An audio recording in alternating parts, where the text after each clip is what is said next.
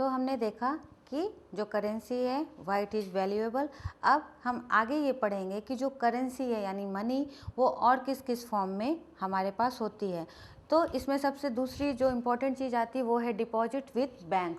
ठीक है, जिसमें हम क्या करते हैं, हम बैंक में एक अकाउंट खोलते हैं और हमारा पैसा वहाँ पर सेफ होता है। तो हम ये कह सकते हैं कि the other form in which people hold money is as deposits with bank. हम बैंक में अपना अकाउंट खुलवा के उसमें पैसा जमा करा देते हैं। फॉर इंस्टेंस सपोज हमारे पास इतने पैसे हैं, उन पैसों की हमें रोज़ ज़रूरत नहीं पड़ती, तो हम क्या करते हैं, हम उन्हें बैंक में जमा करते हैं। उसका फ़ायदा क्या होता है, वो पैसे एक तो बैंक के पास रहते हैं, सेफ रहता है, उससे भी बड़ी बात उस पर हमें इंटरेस्ट मिलता है। हम घर में अपने लॉकर में कितने भी पैसे रख लें उसमें कोई इंटरेस्ट नहीं मिलता, लेकिन अगर वही पैसा एक डेफिनेट टाइम के लिए जब हम बैंक में डिपॉजिट कर देते हैं तो वो बैंक हमें उस पैसे पे कुछ एक्स्ट्रा पैसा करके ही हमें रिटर्न देता है। तो हम अगर इन सब बातों को ध्यान में रखें तो हमारे सामने 3 पॉइंट्स आते हैं कि what is the importance of deposits with bank. तो हम कह सकते हैं कि we can withdraw money any time. Suppose आपने पैसे जमा कर दिए और आपको ज़रूरत है, तो इसके लिए हमें क्या करना होगा, we can directly go to the bank and withdraw the money.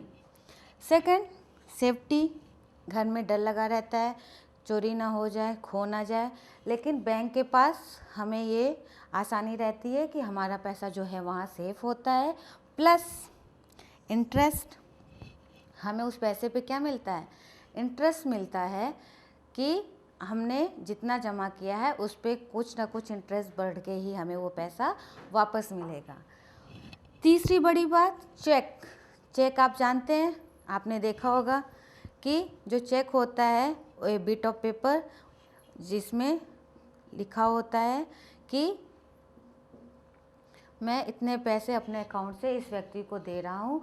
तो कभी कभी कुछ ऐसे अमाउंट्स होते हैं जो हम मिनिमम कम पैसे हैं तो हम बाई हैंड दे देते हैं, बाई कैश दे देते हैं, लेकिन कभी कभी जब हम कोई ऐसा सामान लेते हैं या कोई हमारी पेमेंट जो होती है किसी बिजनेस से रिलेटेड या किसी भी पर्पस से रिलेटेड जहाँ पे हम बहुत ज़्यादा पैसा कैश में नहीं दे सकते हैं तो हम उसे चेक के थ्रू देते हैं। वैसे भी आज के टाइम पे जो कैशलेस है उस पर ज़्यादा ध्यान दिया जा रहा है, तो सारी चीज़ों को हम क्या कहते हैं, कोशिश करते हैं कि चेक के थ्रू पैसे को दे दें।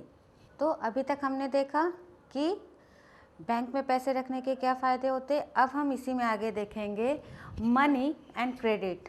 मनी है तो क्रेडिट है, क्रेडिट है इसका मतलब कि लोन लिया जा सकता है। ठीक है, और ये लोन का काम कौन करता है, बैंक। हम आसानी से बैंक से लोन ले सकते हैं। तो अब हम ये देखेंगे कि जो बैंक है वो as a medium of loan या क्रेडिट के रूप में कैसे काम करता है। तो सपोज ये बैंक है और यहाँ पे हम क्या हो गए, डिपॉजिटर्स हो गए, हमारे पास पैसे हैं, हमने अपने पैसे बैंक में जमा किए। अब यहाँ पे मान लो 2 बिजनेसमैन हैं, जिसमें से आप ये मान लो एक बड़ा बिजनेसमैन है, एक छोटा है, या एक आम आदमी है, एक किसान है। इसने क्या किया, बैंक से लोन लिया, यानी ये कौन बन गया, बरोवर बन गया। अब हमारा पैसा बैंक में गया और हमारे पैसे को बैंक ने एज अ लोन दे दिया। अब देने के लिए ऐसा नहीं है कि बैंक ने डायरेक्ट दे दिया, बैंक उस पैसे पे इंटरेस्ट लगाता है। उसका इंटरेस्ट रेट होता है 10%, 20% अकॉर्डिंग टू द अमाउंट, और कितने समय के लिए लिया जाता है ये भी डिपेंड करता है। तो अब ये पैसे यहाँ गए, यहाँ से ये वापस जब इनका काम हो जाता है ये बैंक में वापस पैसा जमा कर देते हैं विद इंटरेस्ट, और यही पैसे वापस डिपॉजिटर्स को मिल जाता है विद इंटरेस्ट, और बैंक अपने पास उस इंटरेस्ट का कुछ अमाउंट अपने पास रख लेता है, क्योंकि बैंक ने ही इन दोनों के पैसे को क्या किया, यूटिलाइज किया। बैंक ने इनके पैसे को अपने पास रखा, इनके पैसों को यहाँ दिया, यहाँ से वापस बैंक के पास आया, बैंक ने इनको वापस बढ़ा के दिया। तो जो सारा रोल है वो किसका है, बैंक का। तो हम अब ये देखेंगे कि अगर जो ये लोन है वो क्या है, तो इनको in simple word we can say credit, that is loan, refers to an agreement in which the lender supplies the borrower with money. हमने यहाँ पे डिस्कस किया था कि एज अ डिपॉजिटर हमने मनी डिपॉजिट किया, which the lender supplies the borrowers with money, goods or service in return for the promise of future payment. ठीक है, तो अब हम देखेंगे आगे कि इनकी जो ये लोन है उसका हमें क्या फ़ायदा होता है। तो बैंक इसको कैसे यूटिलाइज करता है, bank use the major portion of the deposits to extend loan and act as a mediator between the depositors and the borrower. Clear है आपको इस एग्जाम्पल से? उसी को इन वर्ड्स हम कैसे लिखेंगे, हम ये कहेंगे कि बैंक इस पैसे को यूज करता है as a medium of loan. ठीक है, सेकेंड है bank charge a higher interest rate on the loans than what they offer on deposits. Depositors के ही पैसे को बरोवर को दिया, बरोवर से विद इंटरेस्ट लिया और उसे डिपॉजिटर्स को वापस कर दिया। तो पैसे क्या हैं, घूम घूम के उसी बैंक के पास है, लेकिन किसी की ज़रूरत के लिए वो काम आ गए और किसी को रखने के लिए वो काम आ गए। अब हम इसको एक एग्जाम्पल से समझेंगे कि लोन लेना वाकई में समझदारी वाला काम है, सही है या गलत है। तो अभी तक हमने देखा लोन एक्टिविटीज़ ऑफ बैंक कि बैंक का रोल क्या क्या होता है, लोन जब लेना होता है तो उसमें बैंक क्या रोल प्ले करती है। तो अब हम हमारे सामने एक क्वेश्चन आया था कि क्या लोन लेना प्रॉफिटेबल है या नहीं, तो इसको हम एक एग्जांपल के थ्रू समझेंगे। अगर जैसे हम फर्स्ट एग्जांपल की बात करें तो हमने लिखा है 2 डिफरेंट क्रेडिट सिचुएशन। हम 2 एग्जांपल के थ्रू समझेंगे। Suppose there is a boy, ठीक है, वो जो लड़का है उसने एक ऐसा टॉय बनाया जिसे लोगों ने बहुत पसंद किया, तो उन्होंने डिमांड की कि दे वांट मोर टॉयज़।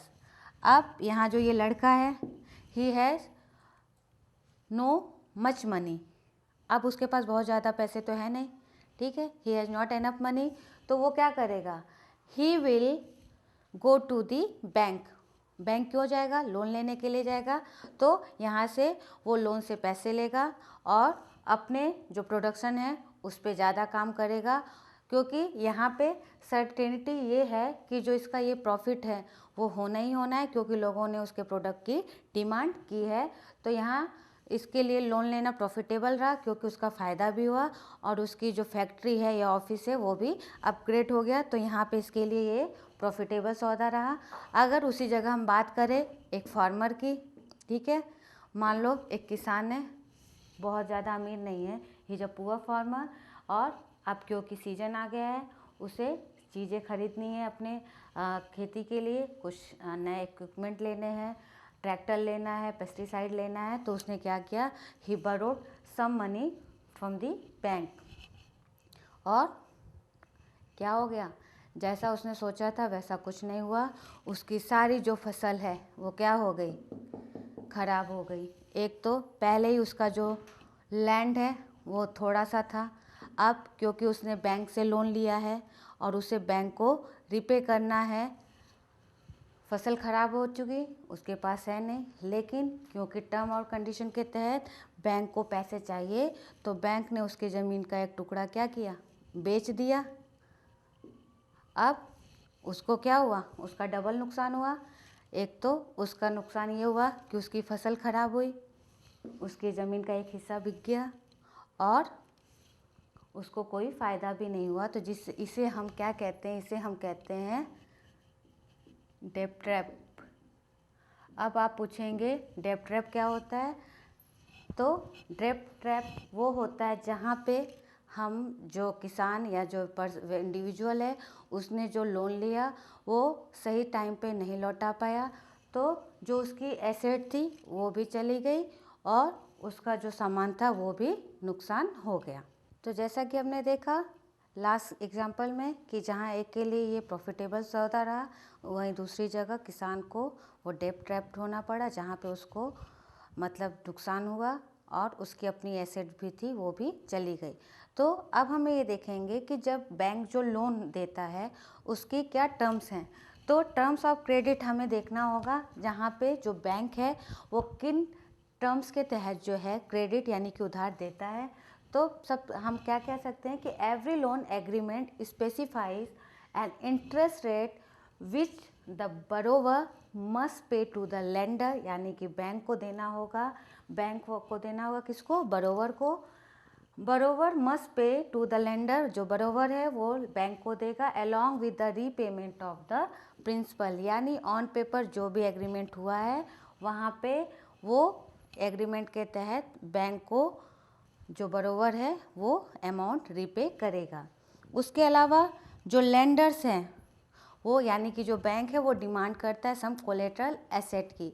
तो आप पूछोगे कि मैम वो कोलेटरल क्या होता है, तो हम कह सकते हैं collateral is an asset that the borrower owns such as land, building, vehicle etc. and uses this as a guarantee to a lender until the loan is repaid. आपने सुना होगा कि कोई प्रॉपर्टी लेनी होती है, कोई सामान लेना होता है और ऐसी कंडीशन आ गई कि हमारे पास बहुत ज़्यादा पैसे नहीं हैं, तो हम उस चीज़ को गिरवी रख देते हैं कि जब हम ये पैसे चुका देंगे तो हम ये अपना सामान लेकर चले जाएंगे। तो in bank form it is known as collateral. ठीक है, तो कोलेटरल में हमारी जो एसेट होती है, चाहे वो लैंड हो, चाहे बिल्डिंग हो, चाहे व्हीकल हो या XYZ कोई भी ऐसी चीज़ हो, तो एज ए सिक्योरिटी वो बैंक के पास जमा रहती है। तो फाइनली हम क्या कह सकते हैं कि interest rate, collateral and documentation, requirement and the mode of repayment together comprise what is called the term of credits. आपको इसको बहुत ध्यान से देखना है। क्वेश्चंस आते हैं what is terms of credit, तो आप लिखेंगे interest rate, collateral and documentation, requirement and the mode of repayment together comprise what is called the terms of credits.